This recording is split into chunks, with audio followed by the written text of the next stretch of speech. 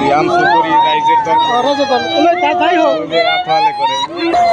কি হবে আর যে মানুষটা নিছে মানুষটা এই মানুহটো হল গুমালবাৰীৰ মানুহ গুমাৰ মানুহ ই কিবা কাৰণত নদী ভাঙাৰ পিছত আহি বৰবাৰীতে ঘৰ কৰলাক ঘৰ কৰাৰ পিছত কিন্তু বৰ্তমান গুমাত তাত ভোট চলি আছে কিন্তু বৰবাৰীতে সি ঘৰ কৰাৰ কাৰণে 97 তাৰ ভোটটো দি হৈ যায় দি হোৱাৰ পিছত তাৰ ভণ্টিৰ ভোটটো দি হৈ যায় দি হোৱাৰ পিছত তাৰ ভণ্টিৰ ভোট সেই কাগজেৰে ভোটটো ঠিক হৈ যায় ই তাৰমানে